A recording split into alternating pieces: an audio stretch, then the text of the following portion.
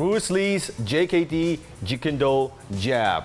Now, jab is the kind of the basic technique, Sifu, the most important technique. It's probably the one that we use the most. I think people sometimes get confused with the jab versus the straight lead. What's the difference? The complete difference is, depending on how you're using it, based off distance between you and your opponent, the lead jab, or you call the lead straight punch, is that you're advancing towards your opponent and you utilize this as a full extension to get to your opponent. Requires you to move to them, right? You could do the same thing with the jab, except what happens when I'm training you is that this arcs at the very end. So could you do the same thing and advance towards your opponent, and do that might not be the best feasible You mean answer. arc where it's more like a... The arc is you can see from... is a whip. So you're doing this kind of thing, right? So it's like it's a slight, right? It's a slight... Yeah, it's like a slight curve. Yeah, okay? If I wanted to exaggerate it, it does this, Yes. right? It does this. Yeah. But of course, we don't go all the way. Yeah. That's a bit too much. Yeah, the lead, you utilize your entire body, but there's a big difference behind that, and that's something I'll share at some other point. But your body, it depends on how you're doing this. Now, if you're utilizing just front power, you're going to only use one piece of the pie to utilize this kind of a punch. It's an extension, but you got to be careful that when you're making impact with an oncoming force, you're going to absorb that against your shoulder. So that could be an issue. Just depends on, again, realignment, power, and advancement to attain shocking power. Now the jab is, again, is a whip and a reach, but you have to do that on the basis of where your opponent is at the time. Of course, then we got to talk about, okay, let's see it then. Because most of you viewers want to see sparring, right? That might be at some other point in time, because if you're not even ready to use these tools, I would not spar. And the thing about sparring too is just to get your feet wet. Yeah. But we'll get there. As far as the jab, you want to be able to keep this elbow in. And how I explain it is that you use these, use the momentum or the acceleration off the rear foot. If you can get this push and even the hip aligned to it, then you can get this whip at the very end. Okay, and that's how I break it down. So I want to make sure you get this. It's very profound. The last 3 seconds you probably want to watch like 10 times. See if we show it one more time. Okay. So look at it. That's why you cannot do this. It's not the punch. It's the stance and the footwork. You don't get the footwork right, you won't get this right. So make sure you watch all the other footwork videos as well. So the power comes from this. Yes. Okay. This is the Right. This is the secret right there. This is the spring. It's loaded. It's From ready. here to then the shoulder, then this. So it's not just the hand. Right. So watch again. See the hip? Boom, boom, boom. 3 points, 4 points. There's a complete whip and an arc at the end. And what happens is, if I could do that, then I'll crack the target at the end. Okay, and it pulls back. And that's how you get it. If I were to just do it this way, not only am I exposing myself here, but... See, when we just do it wrong, just do the hand and have them see the difference. Yeah, this one? Yeah, just okay. do it wrong. See the difference? Okay, Yeah. that's just coming out and you're fully extended. What I want it to do is gouge against you, right? Crack. That's the difference between that punch and some of the punches that you may end up seeing. But you want to be able to, again, all this happens all at the same time, boom, and it comes right back. Yeah. So you almost have to do it over and over. And takes a sometimes long it's time. hard for me to explain it to you, because if your body mechanics can't even move your hips, then the best thing to do is for you to just start learning how this just gets delivered. Just get this here. right. And That's then it. maybe even isolate it, just do the hip, and then Right. just do the leg. And sometimes it's this, right? People start just twisting Yeah. here. But see, again, the problem is if you do this, then your center is facing the other way. Yep, I do not like that.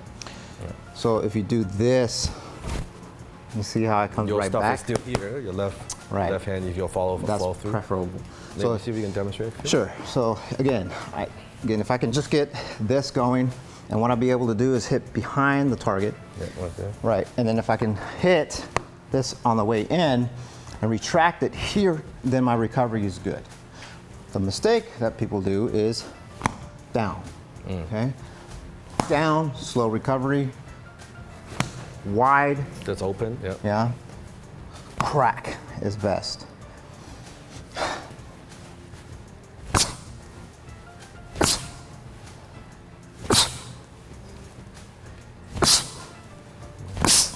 Okay, you just work on it a couple of times until you get used to it, because eventually you want this to be a little bit more rapid rather than going boom and slowing it down.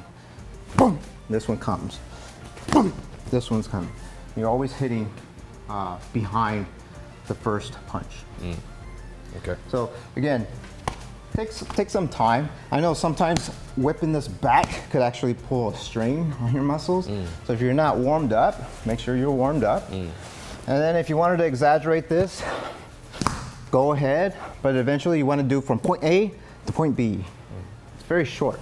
Doesn't you don't see much, but it's just between a little short space. That's where you want to develop the power. And that's why it takes a lot of practice to generate power in such a short distance. Easy to generate power when it's from here all the way. But when you have only about this much space, this much distance, it's not easy. Right. And that's why a lot of JKD practitioners, they practice the techniques, but there's not enough substance behind the techniques. And that's why sometimes, oh, there's not enough power with the jab, not enough power with the strict lead. Wow, Bruce can hit someone very hard with the strict lead, but that's Bruce, right? Yeah. Now, we have Jack here to start working on it from a very beginning standpoint. But again, all you need to do is focus on the hand coming out and delivering from the very end here and then come back. So as you notice, I use that rear foot and it whips, okay?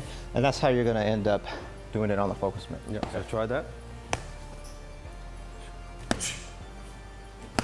Okay, no stepping in the very beginning, so you get used to delivering the power, which is a stationary stance. Okay, good. Another thing I like to share is that you don't want to bounce or do anything. You want to be completely standing still like a rock, and then you just deliver the hit. See, it's harder. Much better. It's harder. It's hard, right? It isolates a lot of like movements. And you hardly to focus. Yes. Now notice, you can see on camera, a lot of power comes from this. He's not utilizing this enough yet, and definitely not this enough yet. But it's okay. For in the beginning, at least get the arm right first, and then the hip, and then this, right? That's good. Yeah. And don't worry so much about hitting hard. Focus on doing it right. You do it right, you'll hit hard. Now, I like the fact that Jack is starting from here, okay?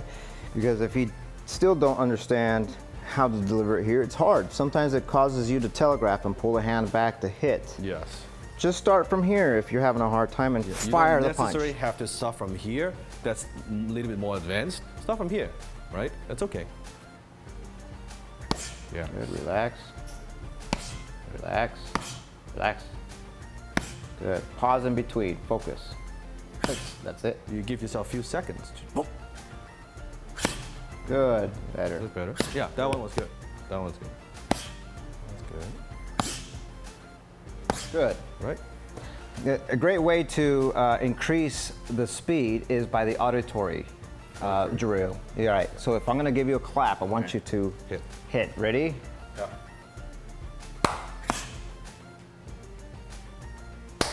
Yeah, see, there's no anticipation. Don't anticipate.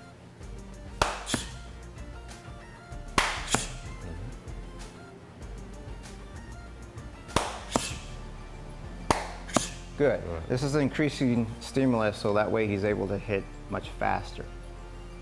You can see that now. So you can, again, you need a training partner with this. You can clap, and you can even if they're next to you, sometimes Jack might kind of cheat a little bit, say, oh, I can see he's almost gonna clap.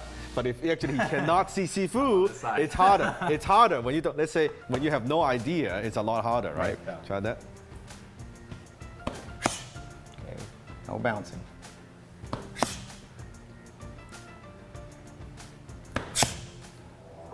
Good.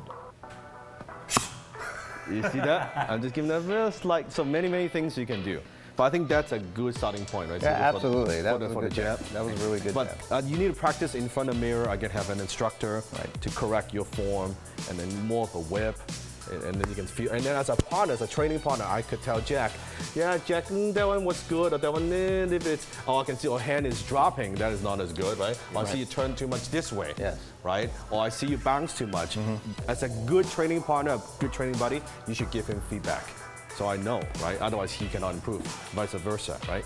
So there you go, that's the basic JKD jab. How's it different from straight lead? How's it different from boxing? We're here with a vertical fist. Comment below if you have any questions. Give us a thumbs up, make sure you hit the subscribe button, turn on the bell for notification. Check out our playlist. We have a lot of videos on Jeet Kune Do, the philosophy of JKD, and also different techniques, training drills. Check them out right there on your right side. Keep watching the other videos. If you are watching this, you're practicing, yeah, watch it one more time or a couple of times so you actually get it. Until next time, be water, my friend.